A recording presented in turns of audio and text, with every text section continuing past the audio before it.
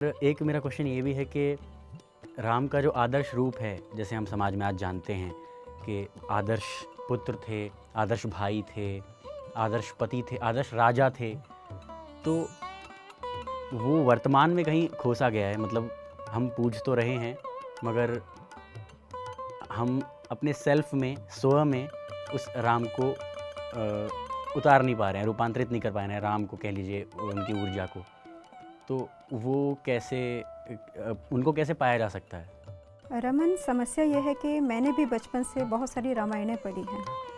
100 से ज़्यादा रामायण के वर्जन प्रचलित हैं, अलग अलग भाषाओं में, अलग लेखकों ने, कवियों ने भगवान राम के चरित्र के विषय में बहुत सी बातें लिखी हैं। और आप जितना पढ़ते हैं तो उतना भ्रम होता जाता है, क्योंकि सब ने अलग अलग ढंग से कथाएँ कही हैं। इवन पुराणों में भी कहानी को अलग अलग ढंग से बताया गया है। एक चीज़ सामने आती है कि हाँ, कॉज एंड इफेक्ट, कारण और प्रभाव का नियम हर घटना के पीछे छिपा हुआ है।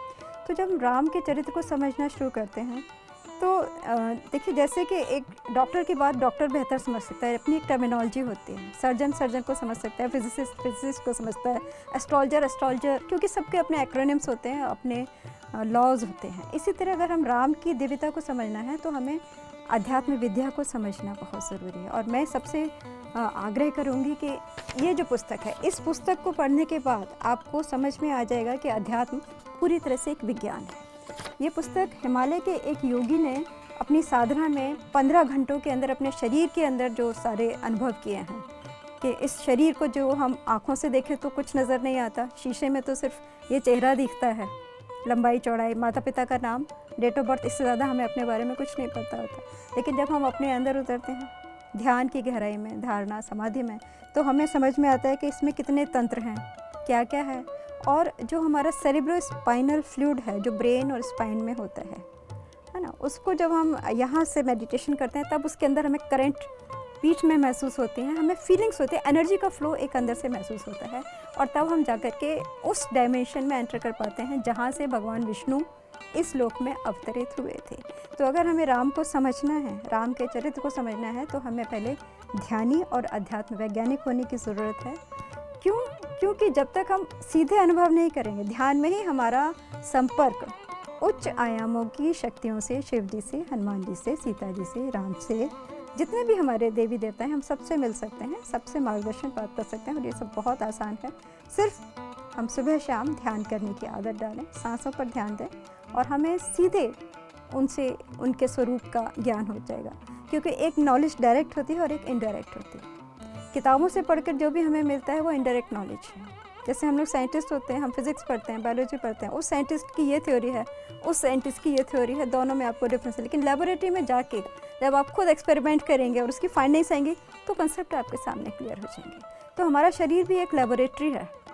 इस लेबोरेटरी में आपको सांसों के माध्यम से अंदर जाना है, और स्पाइन में, ब्रेन में जब आप फोकस हो जाएंगे तो सूक्ष्म जगत के रहस्य आपको अपने आप आपके सामने वो बरसने शुरू हो जाते हैं। फिर समझ में आ जाता है, फिर किसी को ये बताने की ज़रूरत नहीं पड़ेगी कि राम ने ये किया नहीं किया। आपको पता लग जाएगा कि किसी भी स्थिति में मुझे डरना नहीं है, मुझे किसी दबाव में नहीं आना है। मेरी आत्मा ने मुझे जो कहा है, क्योंकि मेरी आत्मा अमर है, अजर है, ये आत्मा ही दिव्य लोकों से मनुष्य के रूप में अवतरित हुई है। और फिर आप निर्भय होकर के, बिना डर और लालच के, ये दो चीज़ें आपके जीवन से निकल जाएंगी, डर और लालच। यही कमज़ोरी होती है जो इंसान को शोषण के लिए मजबूर कर देती है। तो शोषक और शोषण की जो संस्कृति है वो समाप्त हो जाती है। वहाँ सेवा, सहयोग, प्रेम, आनंद, निर्भयता, अमरता, जो हमारे यहाँ कहा जाता है तमसोमा ज्योतिर्गमय। तो जब आप ध्यान करेंगे तो आपको समझ में आ जाएगा कि राम कितने दिव्य हैं, कितने ज्ञान में हैं, कितने निर्भय हैं। और राम जैसा व्यक्तित्व ही रावण जैसे दुर्दांत व्यक्ति को नियंत्रित कर सकता है। अगर राम नहीं थे तो सब लोग भयभीत थे। रावण के आतंक से ऋषि लोग घबराए हुए थे, बहुत बुरी स्थिति थी किसी में। क्यों? क्योंकि किसी को अध्यात्म विज्ञान की समझ नहीं थी या अभ्यास नहीं था।